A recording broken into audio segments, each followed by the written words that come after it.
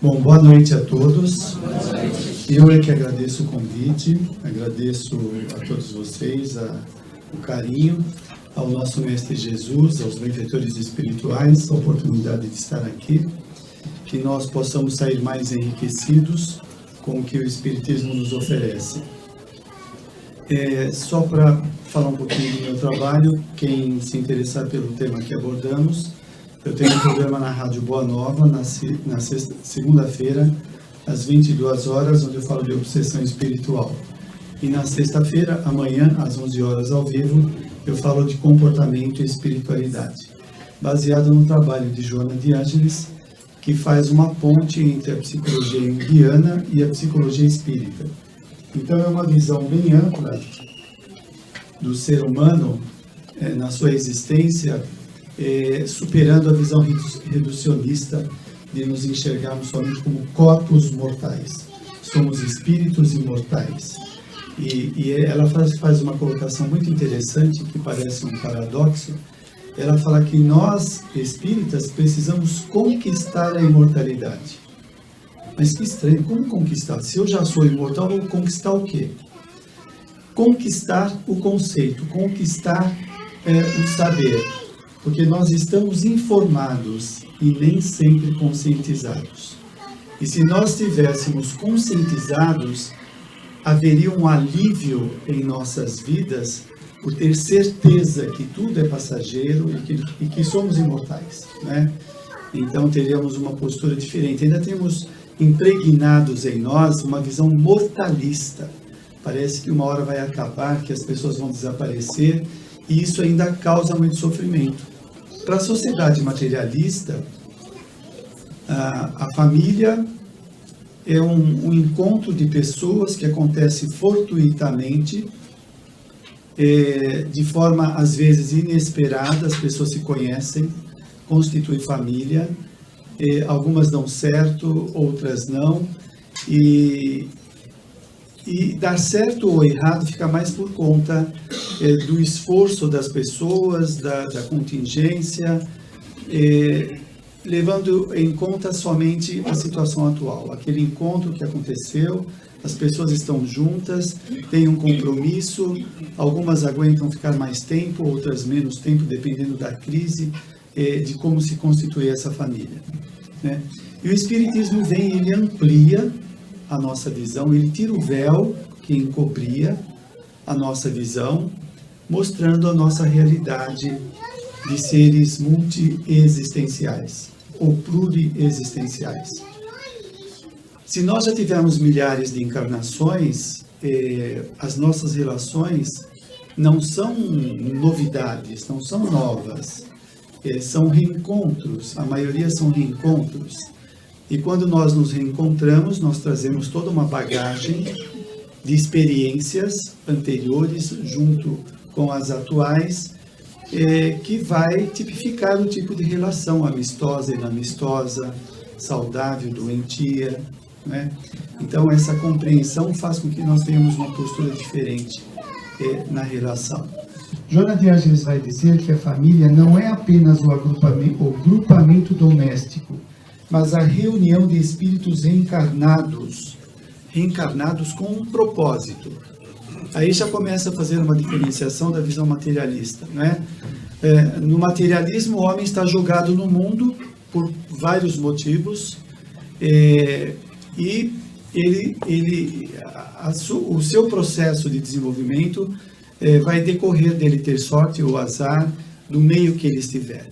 Na nossa perspectiva do Espiritismo, não, o indivíduo está reencarnado com um propósito, né? E isso já mostra que a nossa vida é muito importante. É muito importante. Ela é importante por nós sermos quem nós somos, não pelos papéis que nós temos. Porque na visão materialista se valoriza as pessoas pelos títulos, pelos papéis, pela beleza, pelo poder, por uma série de atributos externos que nem todos possuem, né? E deixa de lado a essência. Então, se nós estamos reencarnados, não é a primeira vez, né? E tem um propósito atrás disso, né? o que é confortável e o que é elucidativo quanto à nossa existência é saber que na existência nós podemos mudar várias coisas, nós podemos nos aperfeiçoar, nos melhorar à medida que vamos tendo consciência, né? Há uma coisa que acontece quando nós muitas vezes estamos encarnados, é que nós nos identificamos com os papéis sociais e nós ficamos com a impressão que a vida se resume no papel social. Deu para entender? Por exemplo, se eu estou passando por uma prova da afetividade, eu tenho dificuldade de me relacionar, é uma prova, é uma experiência requerida na vida espiritual para eu aprender a valorizar o afeto. Então eu estou carente hoje. Quando eu me identifico com essa carência, eu tenho a impressão que a vida se resume nisso, que eu sou uma pessoa carente, vazia, destituída de amor. E isso traz um sofrimento muito grande, porque faz a pessoa pensar que ela é assim. E é claro que os meios sociais favorecem isso, né? Os meios de comunicação, as mídias, a ideologia vigente, dá a ideia de que as pessoas são o que elas têm, as suas conquistas. Ora, se Deus é o nosso Pai onisciente, onipotente, tudo que promana dele é bom, não poderia haver um mal eterno, um sofrimento desnecessário. Não há isso, né? A gente pode encontrar o sofrimento desnecessário quando a pessoa opta por isso. É uma opção. Parece loucura. Como optar? Optar em sofrer? Pois é, tem gente que opta em sofrer. Tem gente que opta em ficar angustiado, ansioso desnecessariamente.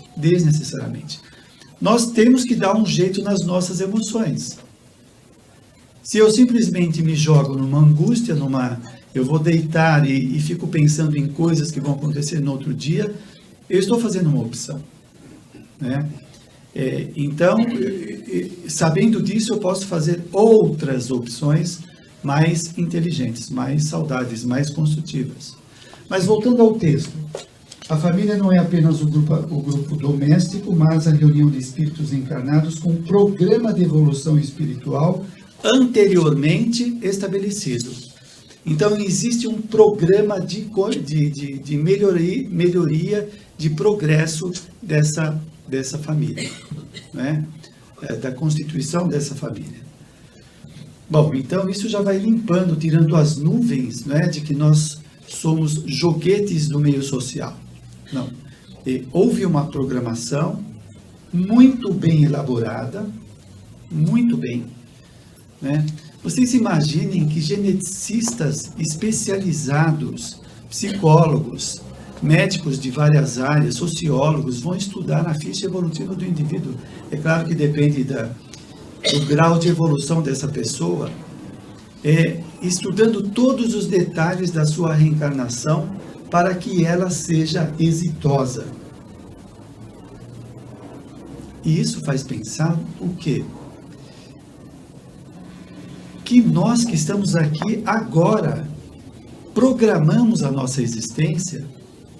Nós programamos. Você já pensou na sua programação? O que você propôs à sua existência? Qual é a proposta da sua vida?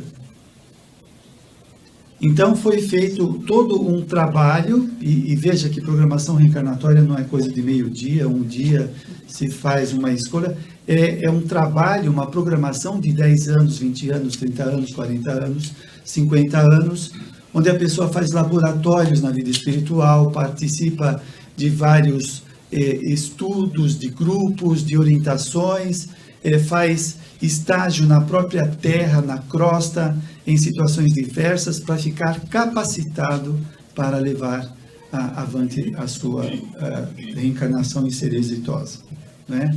Será que nós estamos alinhados com o nosso programa reencarnatório?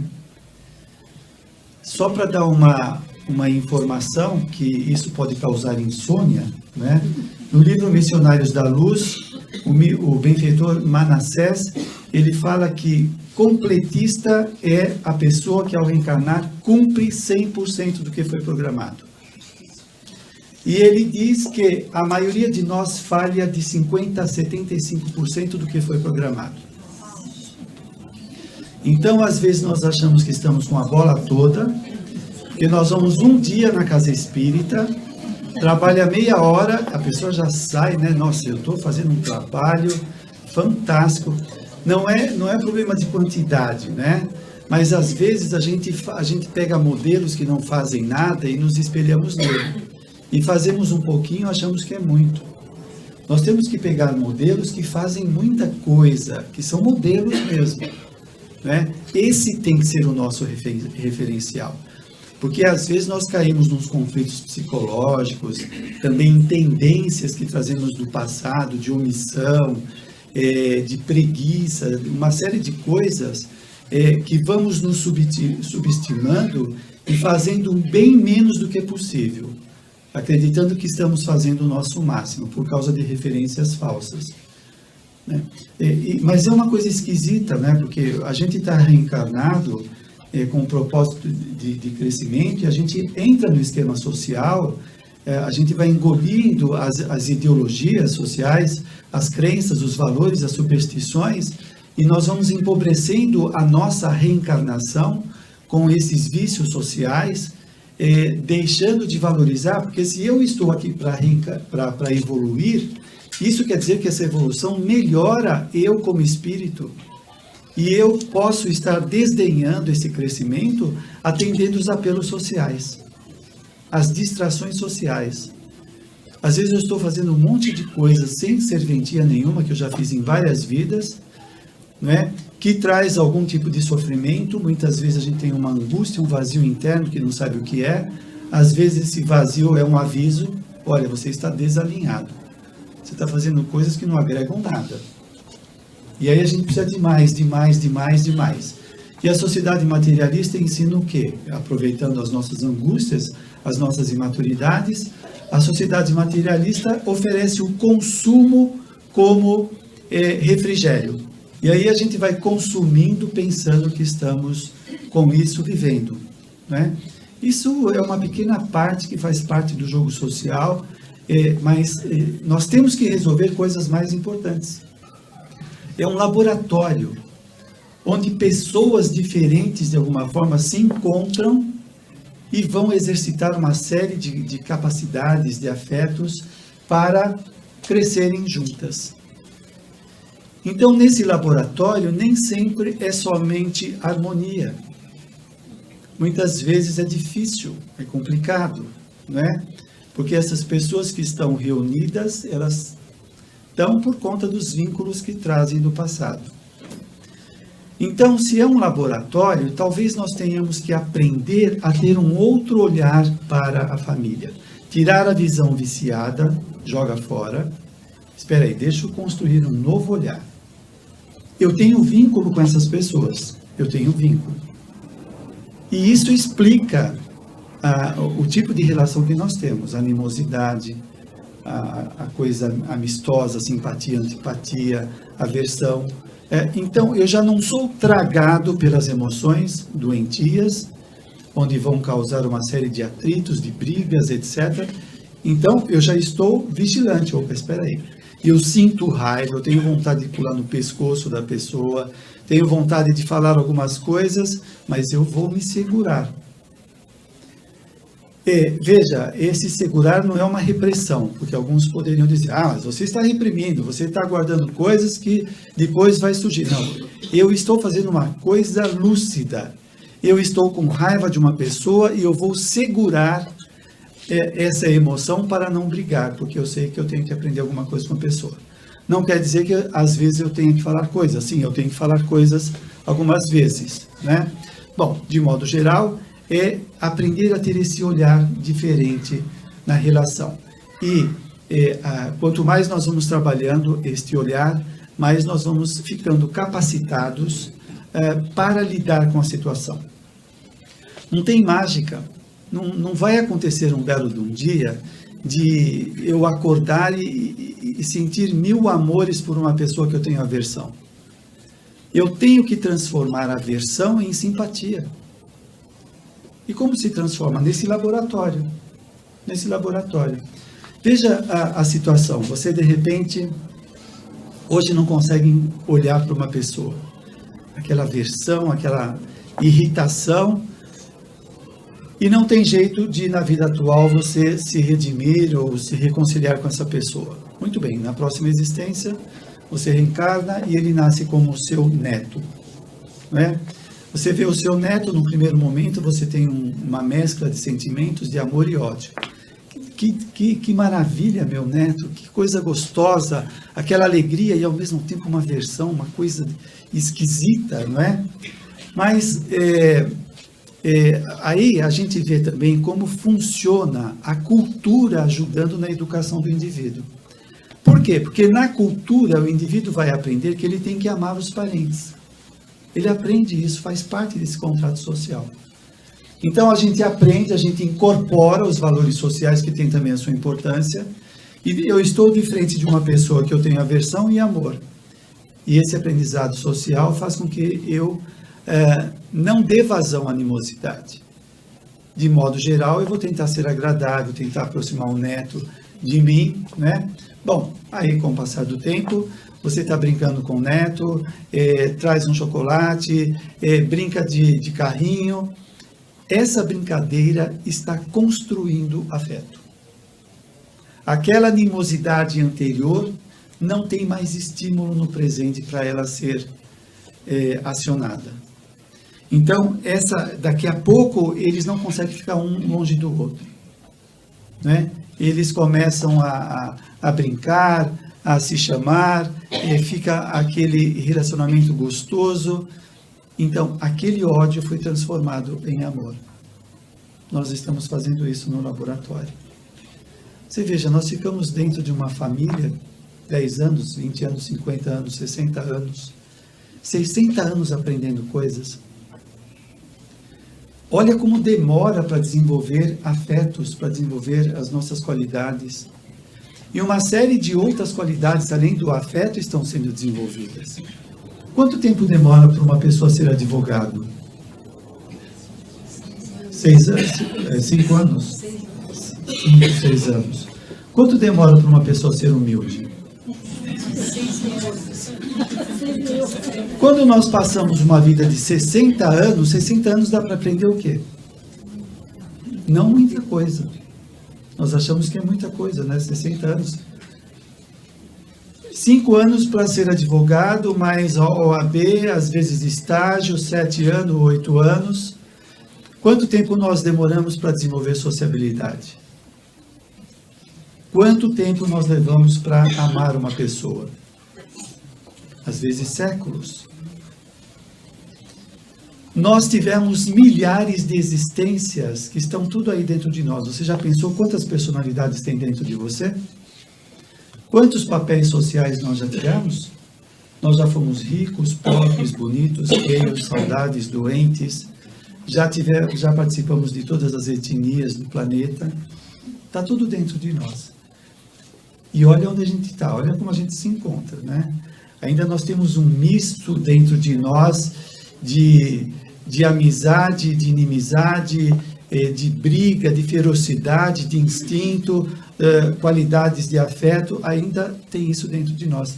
Ainda os resíduos dos instintos ainda estão em nós, que vão se transformando em emoções. Então, lembrando aqui de um caso que eu sempre cito do Sabino, no livro Ação e Reação, esse espírito há 1000 anos onde ele reencarnava, ele era motivo de desordem social. Há 1000 anos ele fazia isso. Quando André Luiz encontra ele reencarnado, o rapaz reencarnado, ele é cego, surdo e paralítico.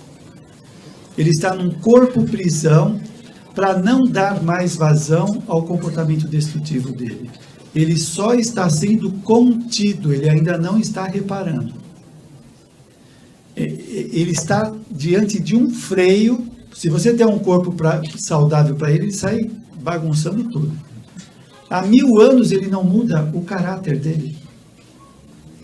Então, quanto tempo nós vamos levar para mudar tudo isso? Aí depende também da otimização que nós possamos fazer. Otimização. O indivíduo pegar o seu destino nas mãos e falar, espera aí, deixa eu dar um jeito nisso. Em vez de ser empurrado ou levado pelas circunstâncias. A família constitui o campo sublime de realizações intelecto-morais. Intelecto-morais. O nosso intelecto, a nossa parte cognitiva é desenvolvida também através das relações interpessoais, onde nós temos que nos comunicar, temos que defender ideias, aprendemos várias coisas para lidar com a demanda da vida. Então, o existir propicia o desenvolvimento da nossa cognição e o comportamento moral, né? A conduta moral, a conduta ética, como respeitar o espaço do outro, o direito do outro. E isso dentro de família tem que ser desenvolvido também, coisa que nem sempre tem. Às vezes um filho não respeita o pai o filho ou a esposa e vice-versa. É uma relação inamistosa, egoística, egocêntrica, né? Mas de alguma forma algo está sendo desenvolvido nesse laboratório para que a cognição do indivíduo se expanda e também a sua moral. Então você veja, às vezes a gente se depara com situações difíceis que a gente não sabe o que fazer. A gente não tem recurso, não tem instrumento para lidar com aquilo. E aquela situação limite, ela estimula o indivíduo nas suas capacidades psíquicas de buscar resolução, de buscar saídas. Aí, olha a sua cognição sendo desenvolvida, sendo ampliada, né? Então, a vida sempre está ofertando meios de nós crescermos. E a gente tem que prestar atenção nisso.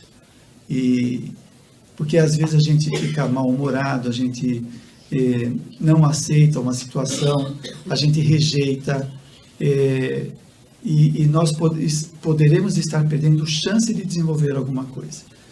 Ninguém desrespeita os soberanos códigos da vida sem que não seja chamado à reparação inadiável.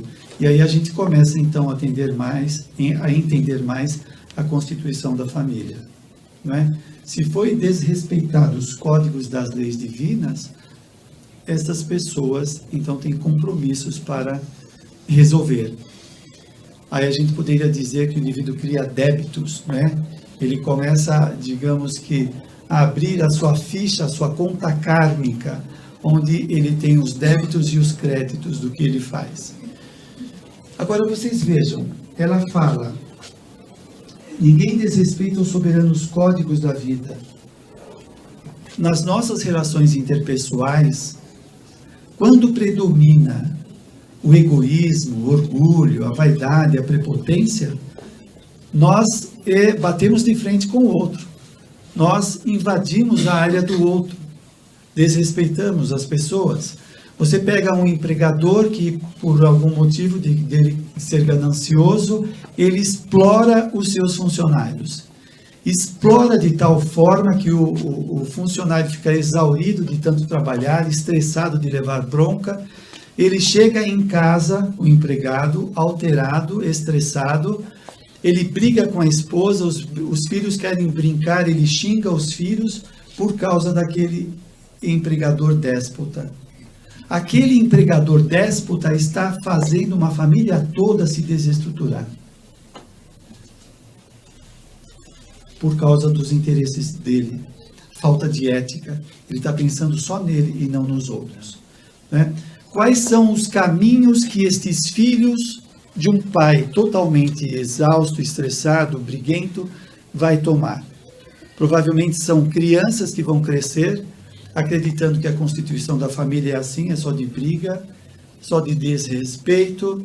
Então ele vai ter uma formação deformada, né, alterada, vai constituir também famílias problemáticas. Isso pode se estender por algumas gerações.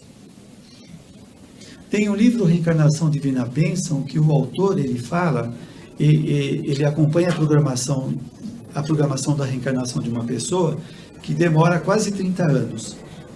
E ele fala, se eu falhar nesta existência, eu comprometo os próximos 400 anos. Eu dei aqui um exemplo de como as nossas ações podem se estender ao longo do tempo, né? Então, os códigos divinos fazem com que estas pessoas se aproximem, porque este empregador, ele criou vínculo com os seus funcionários e a família, pelo que ele está causando a eles. E ele vai ter que responder por isso, né? Aí estão os vínculos, aí começamos a entender as relações inamistosas. Aquela família que ninguém pode olhar para o outro. Não se suportam. Desafios, brigas, provocações, uma série de coisas. Às vezes tem um lá que tenta acertar tudo, que tenta colocar paz naquela família, nem sempre consegue. Às vezes ele é tido como uma ovelha negra e ele é o equilibrado que tenta pôr ordem na casa. Então, nós temos que fazer essa pergunta para nós, né? O que nós fizemos no passado que nós estamos na família atual? Como nos comportamos nessa família? Somos pessoas pacificadoras, tentamos melhorar as relações, somos impulsionados pelas emoções, pelas tendências que trazemos do passado. Como estamos nos comportando? Sabendo que esse núcleo foi formado objetivando melhorar a vida de todos. Em face do largo processo reencarnatório, os insucessos, não poucas vezes, são superiores aos êxitos. Então, quantas experiências anteriores nós tivemos de insucessos? Agora, pensa nisso também dentro de nós, né? Na nossa subjetividade. Todas essas marcas internas que guardamos, que carregamos, das intrigas, das brigas, perseguições, traições, do sofrimento que essas relações inamistosas provocaram dentro de nós. Então, os medos, muitas vezes, o medo de enfrentar um relacionamento afetivo. Esse medo é uma coisa do passado que está invadindo o presente. Porque aconteceu no passado uma relação tumultuada que causou um medo com um conflito na personalidade. A personalidade de hoje não consegue se relacionar por causa do passado. Então o passado está controlando a vida dele. E quantas vezes Joana de Ângeles fala que nós carregamos hábitos de uma para outra vida, tendências de uma para outra vida. Quantas coisas nós deixamos de fazer na vida presente, de realizar, de buscar, de se aventurar em termos de crescimento, por causa desses conflitos que trazemos do passado.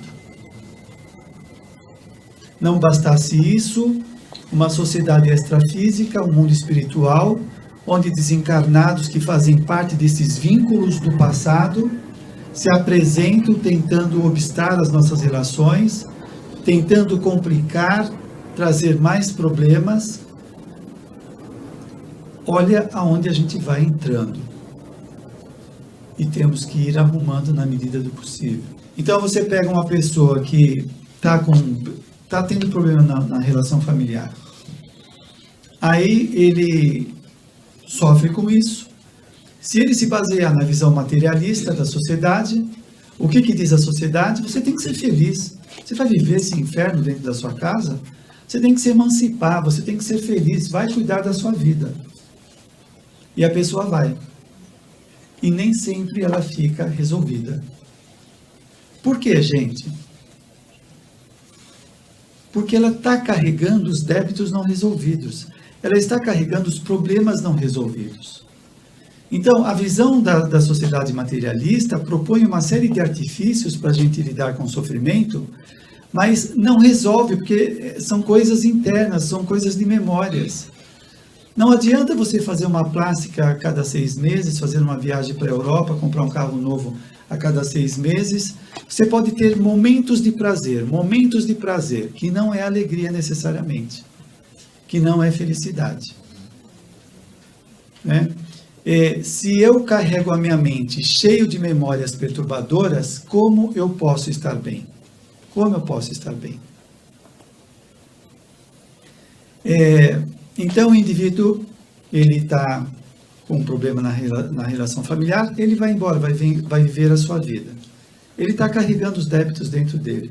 A família pode pegar outros caminhos, melhorar, resolver as suas questões, e ele ainda tem débitos. Ele tem que voltar, ou no seu processo, ele tem que resolver aquilo com a vida. Né? Então, este conhecimento que o Espiritismo traz, essa elucidação, tem que ser um instrumento para a gente suportar lidar com essas questões. E não simplesmente abandonar. Porque muitas vezes, quando nós abandonamos o nosso compromisso, porque quando nós estamos enfrentando ele, ou nós estamos preparados, nós temos recursos, o indivíduo foi treinado para aquilo. Aí ele deixa o compromisso e vai viver a vida dele. Nós não sabemos o que vai acontecer nessa aventura, se ele vai ficar mais desestruturado ou não, né? Mas uma coisa ele pode carregar, a culpa de ter abandonado um compromisso. Quando ele desencarnar, ele vai sentir culpa. Ele pode não sentir agora, mas na vida espiritual ele vai. Por quê? Na vida espiritual, que dilata a consciência, que ele lembra do programa que ele fez, ele fala, caramba, eu tinha condições. Eu fui treinado para isso, para enfrentar essa situação, e eu abandonei tudo. Então, ele tem um pouco de culpa, às vezes ele se comprometeu mais, e ele está menos preparado para enfrentar a situação. A gente pode pensar, imagina que você pediu ao reencarnar o seguinte, olha, quando chegar nos 40 anos eu quero passar por aquela prova. Aquela prova que pode ser um desemprego, uma doença, e a pessoa propôs, porque antes de chegar aos 40 anos eu vou me preparar. Eu vou me preparar e quando chegar a prova eu estou apto a enfrentar. Mas o que ele fez nesses 40 anos? Nada. Ficou assistindo novela. Não queria saber de nada, não se preparou, não se instrumentalizou. Aí a hora que chegar a prova, Deus é injusto, essa vida é uma injustiça, olha só o que vai acontecer justamente comigo. Ele pediu aquela situação. Então, eu acho que o Espiritismo traz para nós uma reflexão de atentar sobre a nossa vida. Qual é o compromisso que nós temos com o nosso processo evolutivo? Qual o compromisso? Se você entra numa empresa, a empresa te contrata, olha, você tem que fazer 100 peças por dia para você ficar aqui. Se você faz 50 peças, eles vão aceitar? Não, tem que fazer 100. Então, vai se qualificar, se esforça mais para chegar nas 100 peças. E ele vai atrás para ter o seu emprego. Por que nós não fazemos isso com o nosso processo evolutivo? Será que nós não temos que nos qualificar? E o centro espírita é um meio de qualificar, de aprender a fazer caridade, de aprender a querer o bem do outro, aprender a orar, a estar em contato com a espiritualidade, são meios de nós melhorarmos. Então, qual o compromisso que nós temos para melhorar a nossa existência? Porque isso significa melhores condições de vida. Alguém aqui alguma vez já tomou passe? Já, né? Que pergunta no centro espírita. Quando você toma passe e se sente bem? Você já pensou se sentir desse modo o tempo todo? Isso é evolução. Evolução é se sentir lúcido, clareza mental, equilibrado emocionalmente. Os espíritos mais evoluídos, eles são alegres, eles não são tristes. A tristeza está mais relacionada com a doença, com o sofrimento. Eles são esperançosos, eles têm alegria o tempo todo. Faz parte do processo evolutivo. Só para ter uma ideia, o que faz os sentimentos elevados, Joana de Ângeles, no livro Psicologia da Gratidão, ela fala que emoções positivas como a gratidão e o amor curam pequenos conflitos. Curam conflitos. De repente você tem um conflito de personalidade. Será que eu sou uma pessoa sociável ou inamistosa? Eu sou uma pessoa chata ou não sou? Esses sentimentos elevados curam esses conflitos. O indivíduo tem uma ideia mais precisa de si mesmo. Então, o oposto disso, gente, quando nós alimentamos sentimentos os negativos, né? raiva, ressentimento, ódio, inveja, tudo isso vai fazer o quê? Vai trazer doenças. Vai trazer doenças para os nossos pensamentos, para as emoções, para o corpo, vai trazer perturbações. E no livro Missionários da Luz, o Alexandre vai falar que os bons sentimentos, as boas atitudes, né, melhora o estado do indivíduo totalmente, o seu psiquismo, o seu comportamento, as suas energias, tudo fica melhorado no indivíduo. Então, veja, o mundo perturbado, o mundo conturbado, quando a gente faz uma apreciação do mundo, tem que ver se nós estamos fazendo uma avaliação objetiva do mundo ou estamos projetando o nosso estado interior. André Luiz fala, no livro Evolução em Dois Mundos, que nós estamos mergulhados no fluido cósmico, que é do nosso Criador, de Deus. Nós estamos mergulhados em Deus. Nós estamos mergulhados no fluido cósmico. Ora, onde está Deus? Nas alturas? Embaixo? Do lado? Não, Deus está em tudo, nós já estamos em Deus, só que nós ainda não acessamos. Nós estamos em Deus e não acessamos. A alegria está onde? No planeta mais evoluído? Não, também está aqui. Depende do meu estado subjetivo. Então, muitos problemas que nós enfrentamos são mais perceptivos do que reais. A nossa percepção atormentada, desequilibrada, faz com que a gente veja e esteja em contato mais com o sofrimento do que com as coisas boas. Se você aqui entrar num estado de êxtase, você vai sentir uma alegria, uma espiritualização inimaginável. Você vai pensar que se santificou. E isso, todos podemos ter esse alcance. Agora, nós exercitamos mais o quê? Nós vivemos numa sociedade que aponta mais os problemas, sofrimentos. O pai chega em casa, fala mal do empregador, que explora ele. A mãe reclama que foi no supermercado, está tudo caro. Só reclamação, só reclamação. Nós não aprendemos a ver coisas bonitas. Então, por exemplo, esse exemplo que eu dei do pai que fala do empregador, ele não fala que o empregador dá um dinheiro para ele que dá para comprar comida. Isso é uma coisa boa, eles têm o que comer.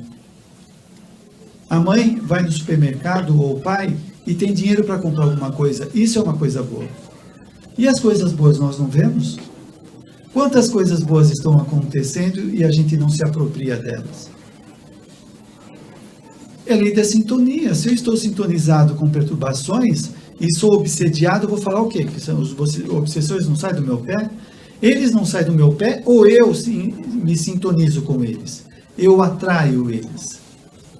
E com a vida, o que eu estou atraindo? O que eu estou atraindo? Quais são as minhas disposições pessoais, as minhas buscas, os meus ideais? Eu estou mais compromissado com o crescimento, com a melhoria ou com o sofrimento? E Joana de Ângeles, em vários textos dela, ela vai falar que a mudança do comportamento para melhor começa a trazer alegria, esperança, bem-estar. O indivíduo começa a suportar as coisas com muito mais forças. Ele não se desestrutura como quando está desequilibrado. Então, nós temos que fazer esse movimento. O lar e a família tornam-se educandários de excelente qualidade para os ajustes e reabilitação de agressores de qualquer natureza. Ninguém avança sem resolver a retaguarda. Não tem jeito, não dá. Por que não dá para avançar? Porque como eu vou avançar com a mente carregada de sombras? Como que eu vou avançar? E outra coisa, eu vou avançar para onde? Para os tormentos, porque eu estou atormentado. Eu vou buscar o quê? Quais são os meus interesses? Então eu preciso resolver essas questões, né? Até para me harmonizar, porque eu carrego dentro de mim as imagens dos tormentos que eu provoquei na vida dos outros. Enquanto eu não resolvo isso, eu fico perturbado. Na consanguinidade encontra-se os laços que vinculam os espíritos uns aos outros. proporcionando-lhes a convivência necessária. Então, se nós não queremos nos aproximar daquela pessoa difícil, na programação reencarnatória e na relação consanguínea, nós somos obrigados a conviver com aquelas pessoas. Então, veja, nós temos o livre-arbítrio, a gente pode fazer escolhas. Muitas vezes nós afastamos algumas confusões, algumas dificuldades, mas chega uma hora que a reencarnação é obrigatória, não dá para escapar. Aí vem a reencarnação compulsória. As pessoas vão perdendo o seu livre-arbítrio, né? Então nós temos que aproveitar da melhor forma a nossa existência para melhorar os relacionamentos, que podem ser dos familiares, amigos, ambiente de trabalho. São pessoas que nós temos vínculos. Se nós estamos junto com pessoas no trabalho que tem algum tipo de emoção, não é à toa, né? Vizinhos, etc. Joana de Ângeles fala, tudo aquilo que acontece na vida do indivíduo que é significativo tem alguma ligação kármica com a situação, porque é significativo, aquilo mexe na vida do indivíduo. Então, se você tem um chefe que é um déspota e você não consegue se desprender muito daquela situação, é uma coisa difícil, provavelmente há algum tipo de vínculo entre as pessoas, né? Agora, sabendo disso, por exemplo, se você trabalha num ambiente profissional inamistoso, com esses instrumentos, será que a gente não pode entrar lá mais preparado? Antes de ir para o trabalho, ou chegando no trabalho, fazer preces, boas vibrações? Boas vibrações. Agora, você imagina um ambiente de trabalho que tem um chefe que às vezes é chato mesmo, um monte de gente vibrando negativamente para ele. Como que fica o ambiente, a psicosfera do ambiente? O Manuel Filomeno de Miranda, ele fala que uma mulher que passou por umas crises difíceis, depois de um certo tempo ela começou a fazer o evangelho no lar. E algumas amigas se assomaram aos seus esforços de evangelho no lar. Ele diz que a periodicidade delas de fazer esse evangelho no lar começou a atrair benfeitores espirituais interessados no progresso da humanidade. Só pelo fato delas estarem orando e desejando o bem de pessoas, atraíram benfeitores que, quando vinha visitá-las, deixavam energias criativas que davam um bem-estar nelas muito grande. E esse bem-estar é dar sentido à vida. Ao contrário do vazio existencial, que a vida parece não ter sentido. É uma angústia terrível que parece que a vida sempre vai ser assim. Olha o estado mental, o que faz. O que diziam os espíritos que eram evocados por Allan Kardec, que estavam em sofrimento? Eles tinham a impressão que o sofrimento deles era eterno. É um estado de perturbação interior que o indivíduo perde toda a perspectiva. É um estado mental que passa. E o cultivo dos bons pensamentos da prece faziam eles estarem num estado de elevação, onde o indivíduo sai dessa sombra que parece não ter sentido, não parece ter significado, e desse estado mais elevado ele enxerga motivo, ele enxerga finalidade em tudo. Bom, voltando ao empregador. Se essas mulheres faziam as vibrações e traíam benfeitores espirituais, o que esse empregador ou esse gerente mau caráter ou déspota vai atrair? Espíritos atormentados. Atormentados que vão prejudicar os negócios da empresa, vai atormentar o indivíduo que não consegue dormir direito, que não consegue levar uma vida legal, por conta da atitude. Esse conhecimento que o Espiritismo traz para nós é em toda a nossa vida, e a sociedade é assim. Então, nós temos que fazer o nosso esforço para começar a enxergar uma luz no fim do túnel. Tem luz. Tudo que nós estamos passando é passageiro. Vai passar. É temporário. São aprendizados, são estágios de crescimento. Joana de Ângeles fala que às vezes nós estamos numa maré boa e nós levamos a vida com uma certa alegria, legal, está tudo acontecendo, de repente começa a acontecer algumas coisas. E vão acontecendo. É uma doença, uma perseguição, alguma coisa que deixa o indivíduo perturbado. Ela fala que muitas vezes essas ocorrências é para o indivíduo tomar conta com a sua evolução. Porque quando ele está entregue à sua suposta felicidade, o barco está fluindo sem exigir muito do indivíduo, ele se distrai do seu processo de crescimento e fica engajado na distração social. Então, ele se acomoda. Então, ele tem que receber um chacoalhão para ele se recompor. Opa, espera aí, a nossa finalidade aqui não é tomar sorvete. Tem gente que acha que reencarnou para tomar cerveja, outros para fazer churrasquinho. A vida é isso. A vida é isso. Ah, não, tem que ter churrasco no final de semana. Churrasco, cerveja, sorvete. Só isso, só isso. Aí, a hora que um belo de um dia ele acorda de ressaca, ele, mas o que aconteceu? Nossa, desencarnei. Não deu para fazer nada. Desencarnou, aí chega na vida espiritual e pensa que tem churrasco. Churrasco só tem no umbral. Quem lê o Nosso Lar vai ver lá as zonas umbralinas querendo entrar em nosso lar para traficar alimentos. Olha só, mesmo a vida espiritual, hein? Então, a gente precisa ficar atento, porque estes acontecimentos, eles têm uma finalidade.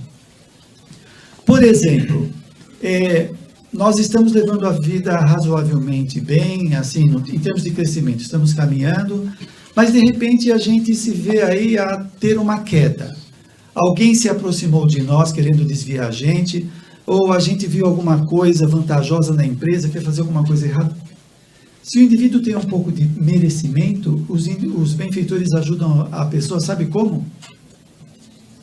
Dando uma doença para ela. É a dor auxílio.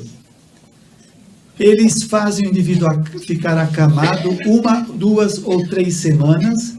Nesse período, aquelas tentações se dissipam, porque poderia levá-lo ao poço, acabar com a vida dele. Então, os benfeitores promovem a doença para tirá-lo da situação. Olha como os benfeitores são benfeitores, sendo bem redundante, né? E às vezes a gente acha que eles não ajudam, né? Às vezes eles não ajudam do jeito que nós queremos, mas do jeito que precisa, que é bem diferente. Porque nós poderemos ter desejos para atender os nossos apetites, e eles poderão dar coisas que são mais saudáveis para a nossa relação. Então, ficar atento. O que está acontecendo de forma atípica em nossa vida que está chamando a uma reflexão. Tudo, Joana de Ângeles vai falar, tudo tem significado. Agradeça a Deus tudo que te acontece e também tudo que não te acontece. Que bom que às vezes não acontecem algumas coisas. O lar é a primeira escola da vida física e a família é o mecanismo superior para a valorização dos tesouros da harmonia, onde nós vamos desenvolver aquela afetividade. Nós estamos desenvolvendo, né? Agora veja, nós podemos treinar melhor essa afetividade. Então algumas famílias têm de praxe falar oi, né? Tchau, tô indo. Oi, cheguei. Que tal transformar esse oi num beijo? Este oi num abraço. O André Luiz foi descobrir, depois que ele desencarnou e veio visitar a família, que quando ele conversava no nosso lar com as pessoas, os bate-papos fraternos, ele se sentia alimentado. Quando ele veio visitar a esposa e ele não estava preparado, ele viu a família passando por uma crise, ele ficou desestruturado, desequilibrado um pouco, depois ele se recompôs. E aí que ele percebeu que as conversações sadias alimentam. Nós precisamos de afeto. Precisamos de afeto. E nós aprendemos a dar afeto. Então, se isso não existe na sua família, começa a incorporar. E mesmo no centro espírita.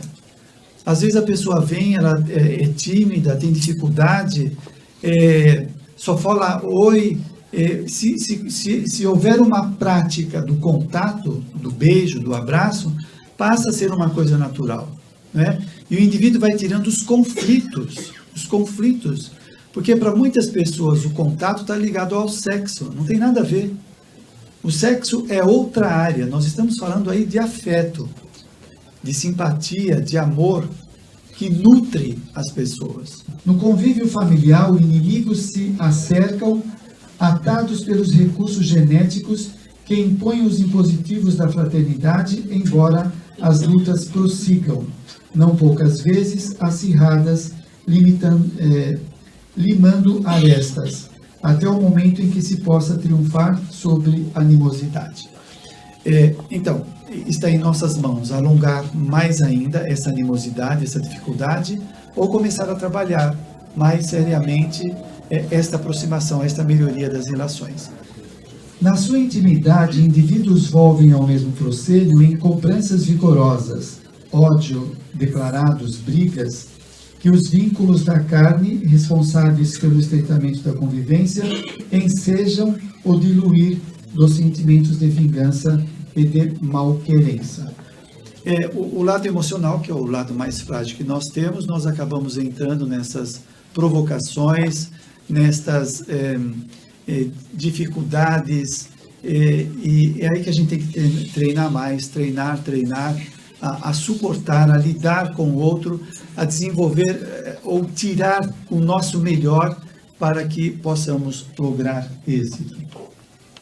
Algozes recomeçam sob a dependência das suas antigas vítimas, agora em situação diferente, a fim de recompor os compromissos da fraternidade, instituindo o progresso do bem comum, em forma de edificação pessoal e coletiva. Esses algozes muitas vezes são aqueles que provocam de forma indireta, que fazem piadinhas, que subestima, que para nós parece que é um comportamento socialmente aceitável, mas que às vezes está tocando nos pontos nevrálgicos do outro, da personalidade que muitas vezes ele conhece, para ir destruindo, subestimando. Então, por exemplo, um pai ou uma mãe, o filho traz o boletim mostrando que tirou notas boas, e o pai fala, mas é sua obrigação. Eu pago a sua escola para você tirar boas notas. Você tem que trazer boas notas. Você é obrigado a estudar. Sim, ele é. Mas ele pode receber bons estímulos. Estímulos positivos, não negativos. O inimigo sempre arranja um jeito, o algoz, sempre um jeito de ver o lado fraco, frágil, difícil. Aquilo que perturba o outro, né? E nós nem sempre a gente tem consciência de como está a outra personalidade, como que ela está estruturada. O Jung fala de uma coisa chamada complexo.